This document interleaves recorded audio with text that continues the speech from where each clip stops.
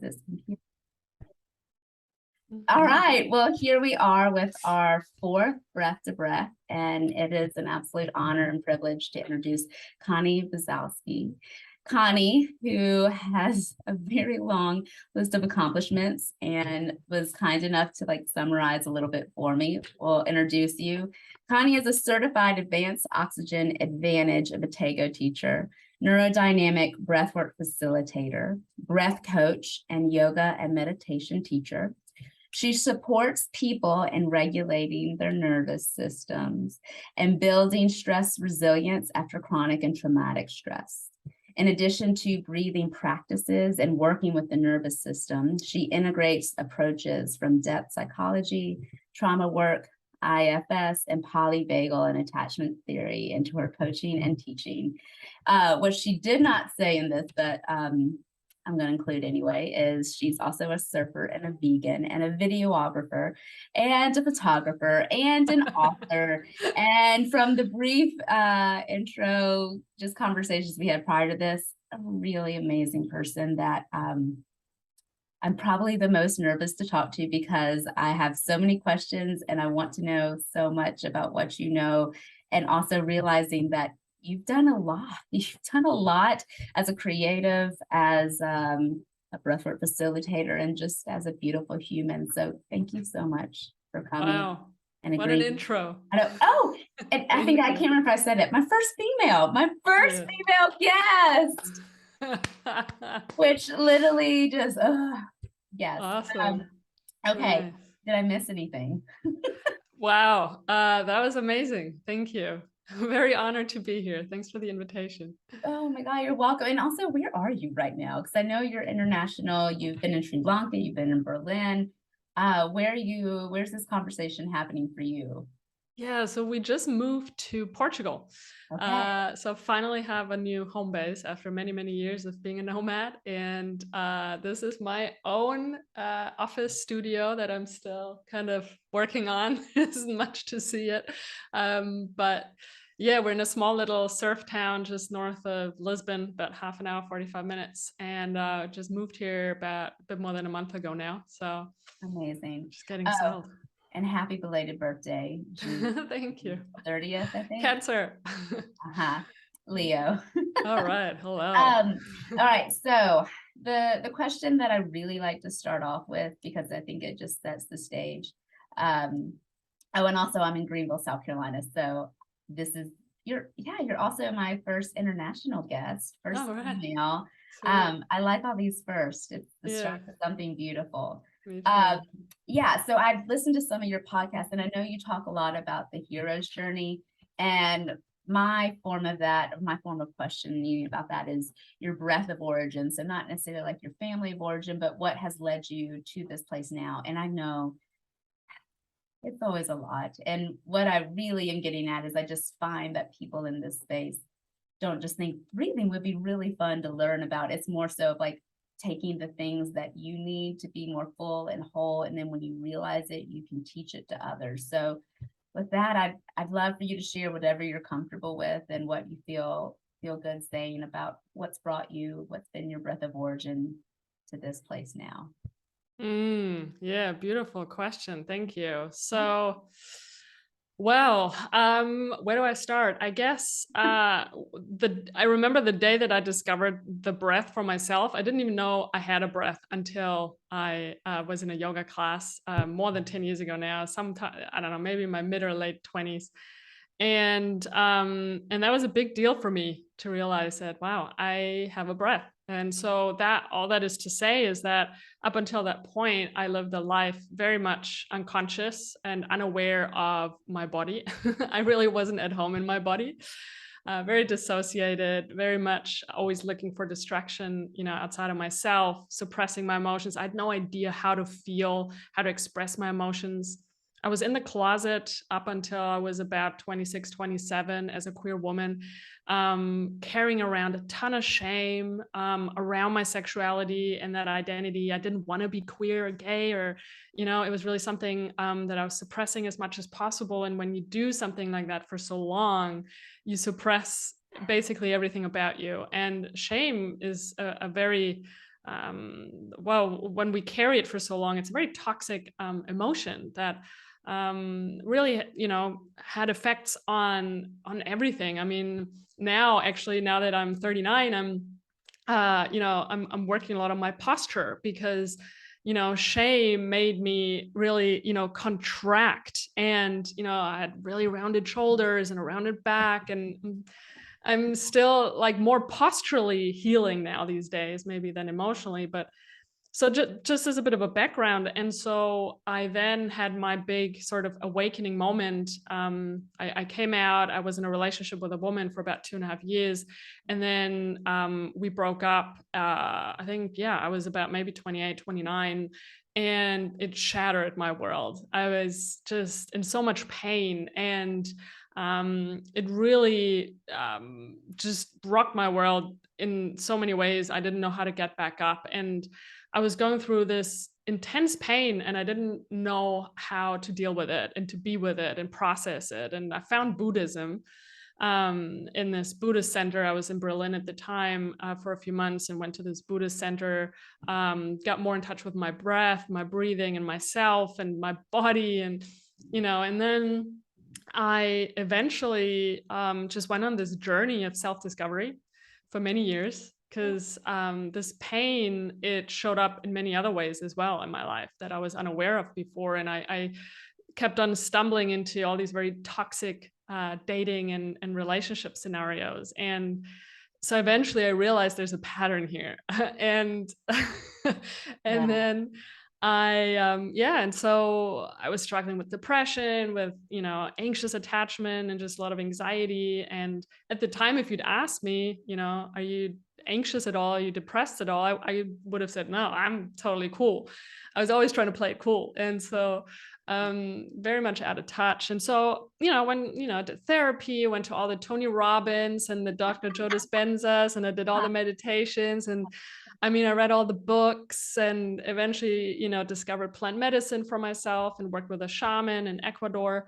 And I did a lot of things, really. And as a digital nomad traveling the world, for so many years, I had access to a lot of amazing people and teachers, and I mean, amazing, did my yoga teacher training and really explored all the avenues that were out there at the time. But some of the things, they'd help for a while, but then I'd kind of find myself back at square one. Maybe it wasn't, that's what I thought, but it was probably more square, five. Yeah. But the change wouldn't last, or the transformation wouldn't last, or I would find myself back in another toxic relationship, Yeah. more pain, or another breakup. And so eventually I discovered the breath in LA. Actually, I heard about breathwork on podcasts. This was 2017 maybe, and I got curious about breathwork, and I just Googled it and found this guy who did holotropic breathwork sessions in Los Angeles. And I went and checked it out, did a workshop, and was blown away by the experience, and walked away just completely in awe at just the power of the breath. And that, wow, that just happened by me just lying there and breathing with my eyes closed to this music set that he was playing. And then it took another while. It took for another breakup to happen. And I was in Bali at the time. And then I knew this time around I needed to get deeper into my subconscious, and really work with my body, instead of just doing talk therapy or doing another, I don't know, opening your heart meditation. So I turned to breathwork, and I found amazing teachers in Bali that I breathed with, and did a lot of private sessions, went to all the breathwork circles that I could find, and breathed with a lot of different people. And then, one of my teachers eventually invited me to breathwork teacher training. And and then just from there, I started training in Canada, and then did the more in like the transformational style breath work. So the deep dives, the using conscious connected breathing, that, helps you access these deeper layers of your unconscious and subconscious mind. And yeah, cleared out a lot of my own old traumas. And then I got more curious about the breath and wanted to know what else was out there. And just, yeah, felt like, well, I guess I'm someone, I love researching and I love learning. And so I went really deep into that rabbit hole of breath, and then eventually discovered so much more, got really hooked on nervous system work, trauma, especially developmental trauma, attachment trauma, because that's been sort of my journey. And then I started putting it all together, and that's where we are today. Still doing my own work, still breathing and helping others and training others. Yeah. So we're looking at like a decade, really, a decade Yeah. of work. A decade. Yeah. Just a decade. Just Okay. just a couple of years. Well, thank you for sharing all that. I've got a couple of thoughts. I've an idea I've been playing around with a lot in my mind is like curiosity over criticism. And I think it's when we start getting more curious than critical is when we truly start learning. And then just when I was doing some deep diving into some of your past podcasts and some of your work, the two words that just like kept coming up in my mind are resilience and rest. So it's like you're like building these resiliency skills, and then you would take like periods of rest between really hard things. And I think that's really the winning combo, is like making sure you're building the tools to make sure you can stay resilient as long as you build in the rest as well that is needed for them to like start to actually take hold, like for those patterns to actually integrate into your body. And Totally. and what I actually wrote is I loved how you were putting your beautiful transparent self out there, modeling the human experience in its truest form, rest and resilience. So that's what came up for me. And then second, selfish question, because I'm always looking for how do I further my skills and breath work and facilitation, because I come more from a medical background. And it was through my yoga teacher training and really starting to combine the two of the science with the spirituality, which we're going to talk about in a little bit. But tell me more about your breathwork teacher training, because I'm slowly compiling a list of like, where's my next step? And I think you did yours in Canada. Is that correct? Yeah. So essentially, what happened was, this was before COVID, so a few years ago now, training with people who I guess are in the lineage of transformational breath. So this goes back to Dr. Judith Kravitz, who was working with Stan Groff from holotropic breathwork back in the days, and Leonard Orr, who sort of created rebirthing. And so these three are basically the OGs of the transformational style, conscious connected breathing, breathwork.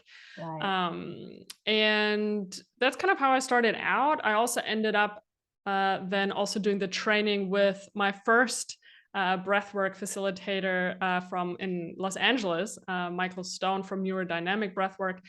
And but then from there I ventured out and I actually did all sorts of trainings. But also my partner. So I met my partner a couple of years ago, and she's been a breathwork practitioner and breath coach for about 10 years almost, and in Germany. And so she's one of the OGs in Germany actually, and she trained with Judith Kravitz from Transformational Breath for many years, and so I've been able to learn a lot from her and the way that she works.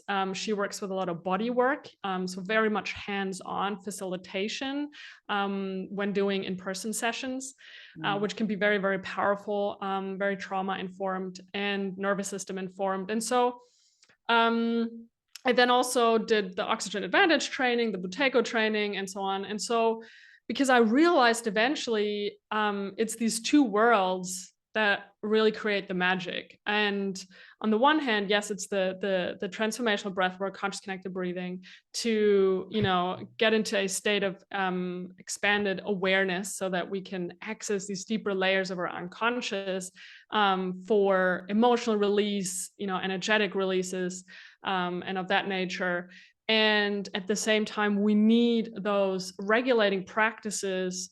Let them be from pranayama, let them be oxygen advantage, buteyko, to work on our CO2 tolerance, to improve our breathing pattern in the long run and sustainably, to have, work on a daily practice, to have practices when we need them during the day, and to, just kind of shift our state. And these two worlds in combination, I found, are really the way that's what excites me, because I feel like then I really use all the buttons of that remote control of my nervous system, which is what the breath is, right? And so I find that just one or the other is also amazing, but in combination, it's truly powerful. Well, what I wrote from what you just said, which was pretty awesome. So basically, really, you're taking the intersection of transformational breath work, combining it with the regulating pranayama practices to make a whole complete practice. And honestly, it's you explaining it like that I'm realizing I'm more in the regulating. Like, I'm much more concerned with, like, what are your daily patterns? And I'm probably lacking and more curious, not critical, more curious in the transformational part. But I think you're right, it's both. And what I've been offering and what's made sense for me is I do lots of breath work with meditation. So for me, the breath work's that bottom up, the meditation, the top down, making it more inclusive. And I think you've just hit on like another layer of that, of including like basically the disruptor of the trauma, which is the transformational breath work. So that's like basically how you break it and then start to heal it as well. So I guess it just helps us to access emotions, coming back to how I was sharing earlier that, for most of my life, I was suppressing emotions. I was pushing them down. I didn't know how to feel them. And so I was very disconnected. And so what transformational style breathwork does, and conscious connected breathing in these deep dive sessions, when we're breathing for an hour or for 90 minutes, in a safe container with a trained facilitator. And what that does is it allows us to access this emotional energy that we've been pushing down for so long, right? And that causes a lot of tension in our bodies and chronic pain. And there's all these unfinished stress cycles, essentially, right? Is what happens. And so in these breathing sessions, what I find so beautiful, and I still do my own practice, and I will forever do my own practice as a practitioner and facilitator, but it allows me to access what I can't access in my daily life, or what I've been suppressing for so long. It's so deep in my unconscious that it's hard to access in a therapy session or a coaching session or in a meditation, And so as the breath really functions as the bridge between our conscious and subconscious and unconscious, right? We get to access parts of ourselves that we normally don't have access to. And we then get to, in a beautiful way, because when a practitioner is properly trained and they work in a trauma-informed nervous system-informed way, creating a safe container for these suppressed emotions to be able to rise to the surface, to then be processed and felt. And that's been so healing for me personally. And seeing other people and guiding other people through their own healing journeys is extremely fulfilling.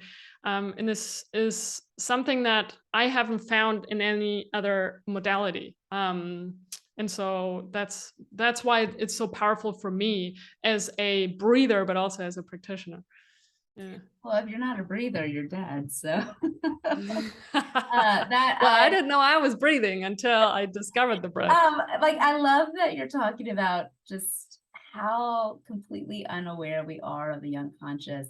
How you said earlier, like, if someone had said probably when you were in that decade of getting to where you are now, like, how are you? Like, I'm fine.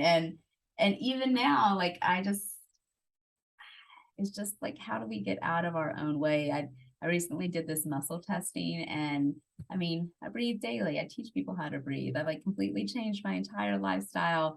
Mm, Body still has like adrenals that are just on full blast. So even mm, though like I feel like my stress is a 2, I'm slowly learning my body is not there yet. So that's mhm, that mind body connection. And what I often say is like, this is a closed system. mm, It's all connected. Like it yes. all affects everything. Yeah. Um, okay, I'm very proud of this question. And even though you kind of answered it, I still want to ask it. One of your podcasts, I quoted this. You said, "I'm so tired of my own bullshit," which I was like, oh God, I love that. I love that. And then plugging your book, Find Your Magic. That's right, Finding Your Magic. Okay, so combining these two together. When you say, "I'm so tired of my own bullshit," what do you think is your bullshit? And what did you have to unlearn to find your magic? Wow, big question. Um, Uh, I was gonna no, but it's a great I was gonna question. say Thank too you. big, and I was like, No, no, no, no, no, no. just No, no, enough. no. I love it. I Just love it. enough. Okay. So I think my own bullshit was at the time that I was doing all the things to I was distracting myself in all ways possible. Let it be back in the days, with drugs and alcohol. Later on, maybe it wasn't that stuff, but then it was work, and then it was exercise and yoga and just staying busy, and then it was doing all the workshops and events and whatnot instead of what I actually needed, and eventually realized that this is my next step, was to slow down and to actually stand still and to go from finding the solutions out there and distracting myself out there from what's really going on in here. And I can only really feel what's in here when I slow down and when I become quiet. And so, but that was the most challenging part of my journey, because I always needed to be doing stuff and traveling and working on big things and projects and hustling and putting myself out there and feeling seen and feeling heard from all these people out there in social media. And my ego got a lot of confirmation from doing all these things and from telling people about, oh, look at me, I've done ayahuasca, and look at me, I've been to Dr. Joe Dispenza and this. You know, and then eventually coming to a place where I was just lying there breathing and just being with myself and connecting to my body and having experiences that was so transformational without having them to be these big, massive peak experiences, that I was always chasing, and that so many of us are always chasing, and that healing doesn't have to happen in a way where I think that there's got to be fireworks going off, and I need big stories to tell, but that it happens in very small incremental ways when I just finally slow down and feel safe enough. And I think that's what I never did. It was hard for me to feel safe in my own body with my own breath and what's going on, below the neck, and in my unconscious, to actually become, quieter and slow down. And so through breath work and then exploring other somatic practices and doing a lot of somatic psychotherapy with a couple of therapists for years, that really helped me to find safety in my body and a kind of connection with myself where I felt comfortable enough to really go into those layers that I've been distracting myself for so long. And so that was my journey then to actually find my magic, because realizing that the magic is it doesn't have to be, like I said, these grand things and activities and modalities and whatnot. It's sometimes the most transformative parts of our healing journeys are the ones that are the quietest, and they're not very, there's not much to talk about. And Yeah. And so the journey has, or my work and the inner work that I do, and I still work with a somatic psychotherapist, and I still do, my work, and it's just become, it's become lighter for sure, but it's also become a bit softer and smoother and more delicate and more sensitive and less loud and exciting and less stories to tell. But that's good. It's fine by me.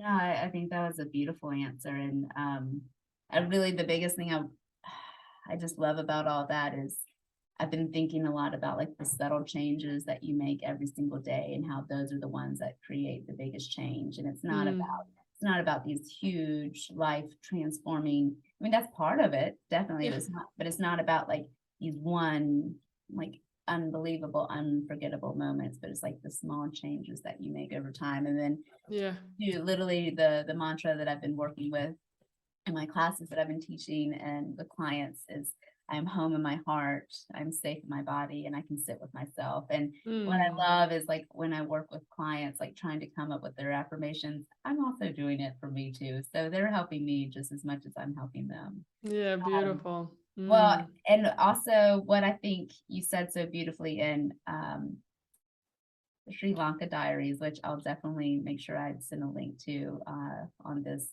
on this write up because it's beautiful and you are extremely talented in your videography and creation skills. So, thank um, you. in the Sri Lanka Diaries, it's basically you. It looks like you're coming home to one of your childhood homes. Is that correct?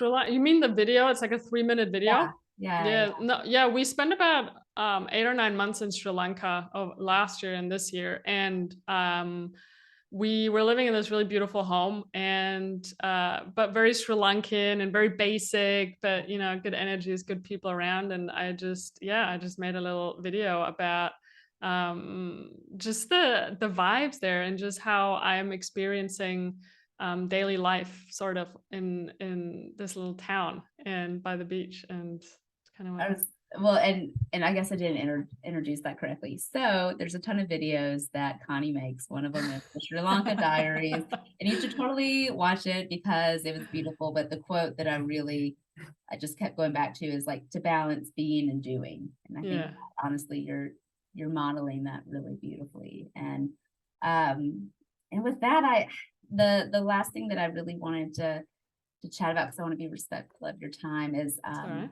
before I started recording, I was just talking about how you were the first female and I was very excited about that and just how there's a couple of different, I don't know, I won't even say energies, but basically there's a couple of different like lenses that you can come into through breath work, whether it be the spiritual side or the science side. I'm really realizing it as we're talking and me kind of like thinking about what drew me to your account and drew me to your just you in general is that you combine both. You combine both. And we were just talking about the fluidity and the yin and the yang of how we need more representation of all sorts of sides of breath work so that you get a more complete, full, whole picture of what it is. And I just think, and even as I'm like talking about this now, it's like our experiences of the exact same situation are so completely different depending on the person's perspective or the lens that you look through. And one, I think you're doing a great job of combining the science with the spirituality, combining, Mm. regulation of your nervous system, talking about the polyvagal, which by the way, I also love. Nice. Yes, I say, Nice. I mean, Yeah, like my stack of books.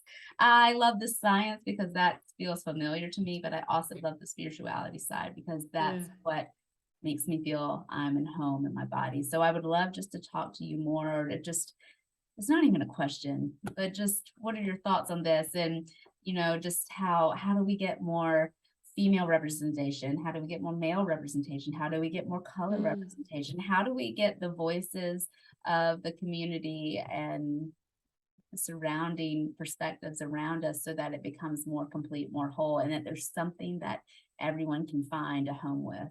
Yeah, beautiful question. Yeah, thank you. But Well, I wish we'd recorded I know. parts of what we spoke about earlier now. But I Well, guess in summary, yeah. what we were talking about was just how and there's no denial. It's a very male dominant space, breathwork is, especially, the more science-based breathwork. And then I feel like a lot of the more spiritual, esoteric, maybe yoga pranayama based breathwork is maybe more female dominant. And so I struggle to find, and there are a couple for sure, but I struggle to find non-male sources of inspiration when it comes to maybe the more science-based breathwork and nervous system information online. And as a queer woman, I'd love to see more queer people in this space as well. And I think that for me, I mean, it's not just that I want to hear other people's perspectives, from diverse backgrounds on the breath, but also it would also mean, if it was a bit more diverse, that we would hear different stories, right? And like I just shared my story, and of shame and the effect that had on me because I was suppressing my sexuality and whatnot. And so all these different stories of how the breath transformed people and bodies and traumas. And so that's what I would find really interesting, but also just to learn from different people with different backgrounds. And so unfortunately, when I look at the people that I follow on social media, it's not very diverse either, because I am more drawn, like my brain, I guess, is more drawn to the more yang way of viewing the world, by which I mean science, a bit more rational.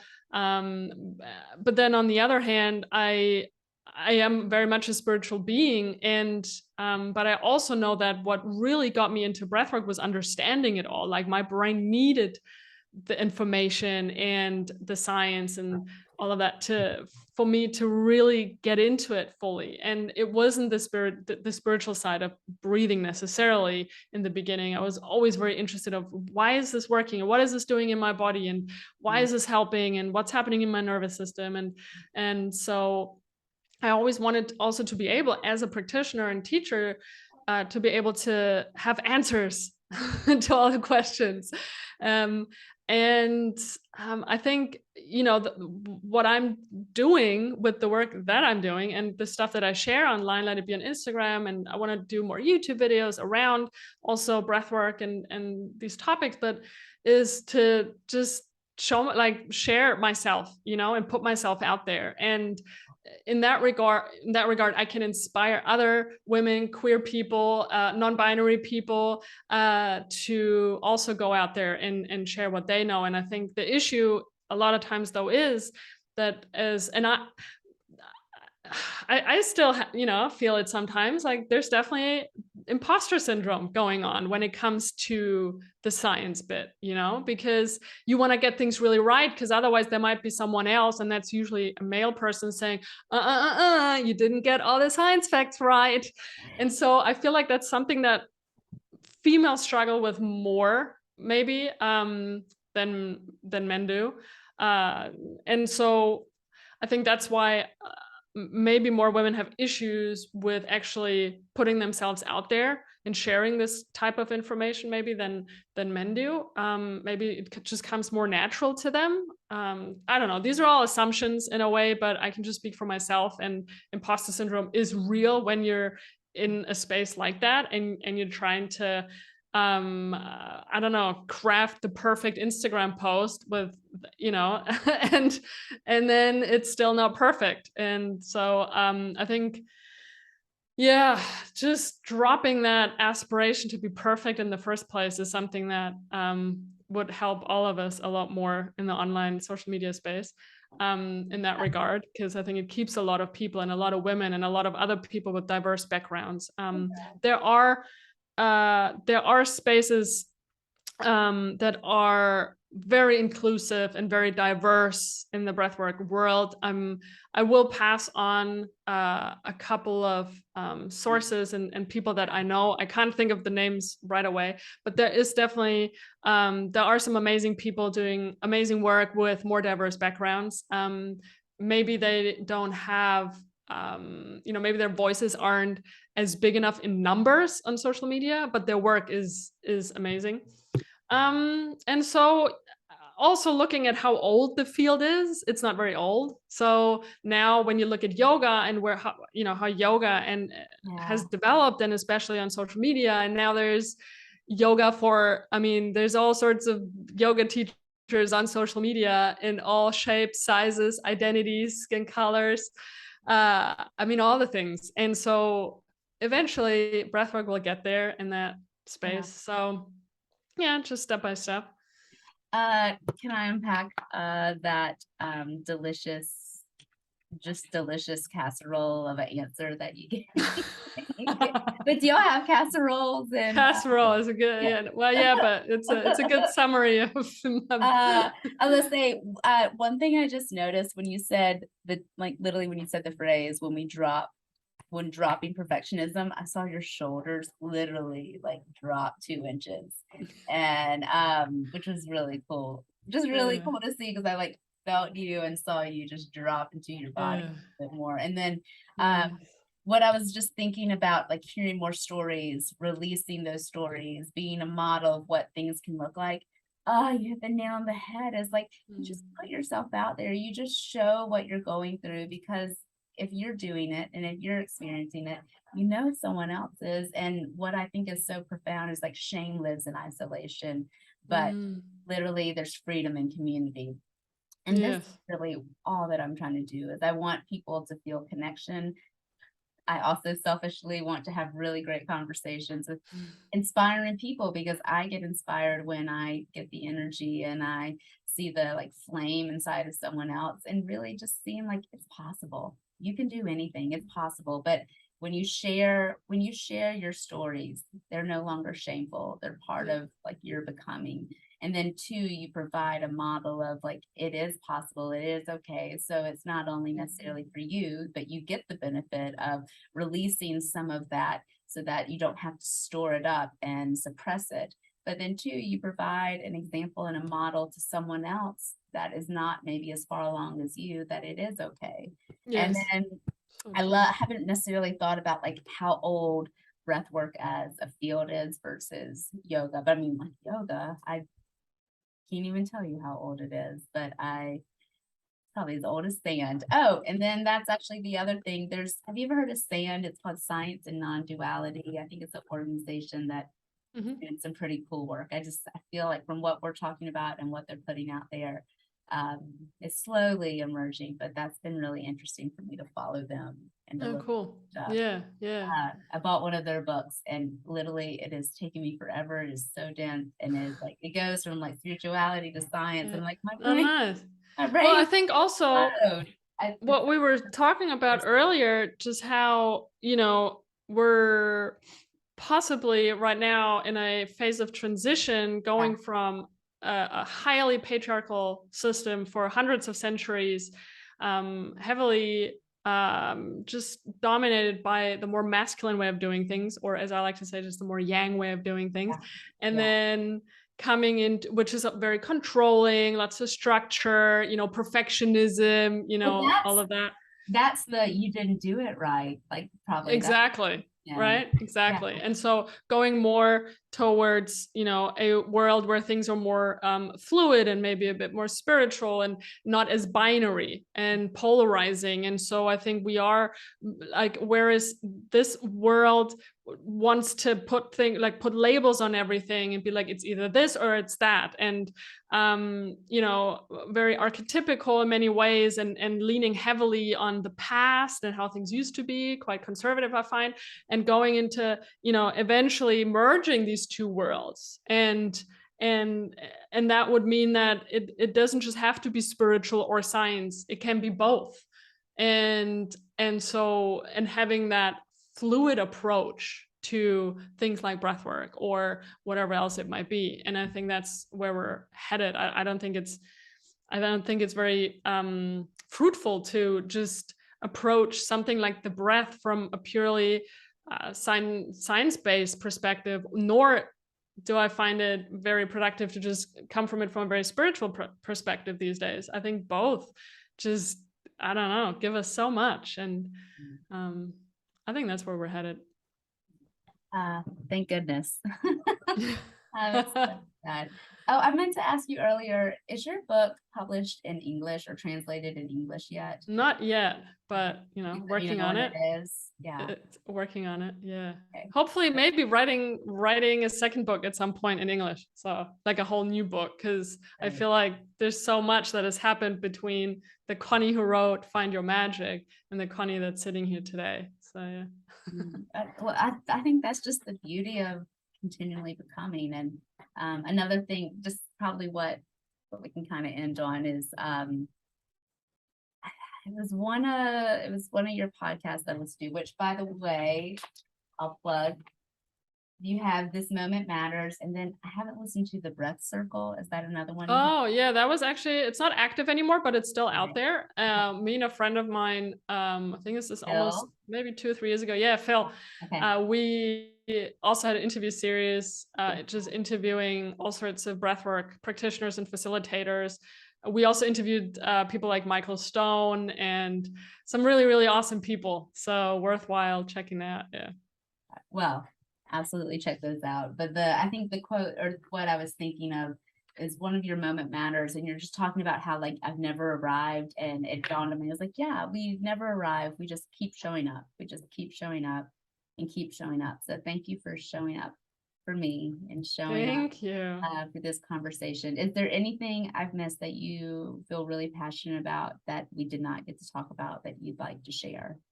Well, I mean, in general, I think we could probably keep going for another hour or two. We just scratched the surface, but I feel like we covered some really beautiful ground, and I think what you're doing is really beautiful. So thanks for reaching Thanks. out. Thanks for Yeah. giving Yeah. me the opportunity to talk about the breath, which is something I can talk about I forever. know. So there's no Well, end to this. I'm gonna get you on camera. Can I invite you back? Yeah, sure. We can talk. We can do Okay. part 2. Okay. All right. So part 1, part 2 to come soon. Connie, thank you so much for sharing your joy, your gift, and your presence in this conversation. It's truly an honor, and I will have you back very soon. Wonderful. Thank you. All right. Thank Thanks. you. Bye.